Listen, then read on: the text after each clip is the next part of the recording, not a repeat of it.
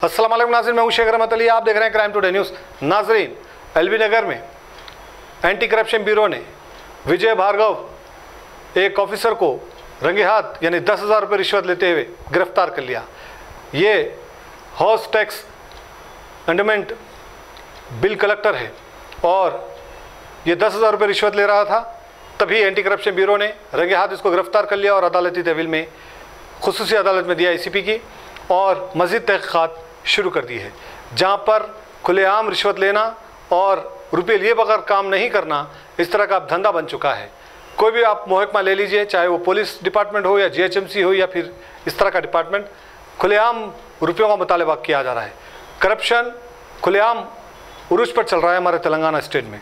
बहरहाल इस चीज़ को ख़त्म करने की ज़रूरत है।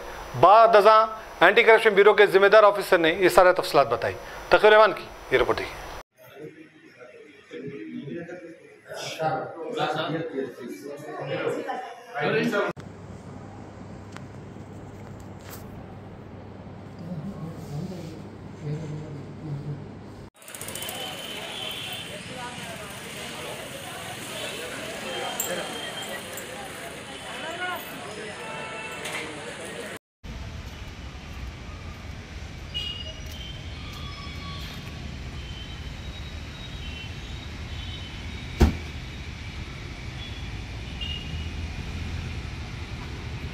పేరు Anand Kumar, DSP ACB Rangareddy range.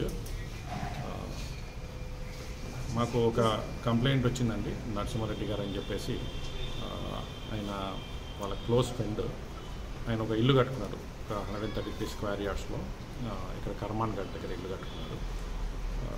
అయితే ఆ ఇల్లు కట్టుకున్న తర్వాత దానికి పర్మిషన్ ఏంటంటే హౌస్ నెంబర్ అలాట్మెంట్ ఒకటి కావాలి, అసెస్మెంట్ ఆఫ్ ప్రాపర్టీ ట్యాక్స్, ఈ రెండింటి కోసం అని చెప్పేసి ఈ యొక్క నరసింహారెడ్డి గారి హెల్ప్ ద్వారా GHMC ఆన్లైన్లో వెబ్సైట్లో అప్లై చేసుకుంటే 67,000 రూపాయల చిల్లర అసెస్మెంట్ ట్యాక్స్ అని చెప్పి 3.5 yearsకి కట్టమని చెప్పేసి వాళ్ళంటే ఆ డబ్బులు కూడా కట్టేశాడు.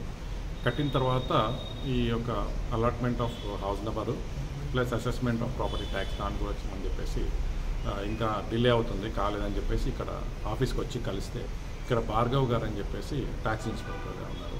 ఆయన కలిస్తే 10,000 రూపాయలు ఇస్తే ఆ పని అవుతుంది, లేకపోతే మీరు కాదు అని చెప్పేసి 10,000 రూపీస్ లంచం డబ్బులు డిమాండ్ చేస్తే అంత డబ్బులు ఎందుకు కట్టడమో ఆల్రెడీ 67,000 రూపాయల చిల్లర ఏదైతే దీనికి ఉందో అది కట్టేసినాం కదా, మరి ఇది లంచం కింద డబ్బులు ఇవ్వడానికి ఇష్టం లేదని. మరోవర్ ఏంటంటే ఆ యొక్క నరసింహారెడ్డి గారు అనేది ఎవరన్నారు, ఆయన ఇంతకుముందు AMCగా పనిచేశాడు GHMCలో, అసిస్టెంట్ మున్సిపల్ కమిషనర్గా.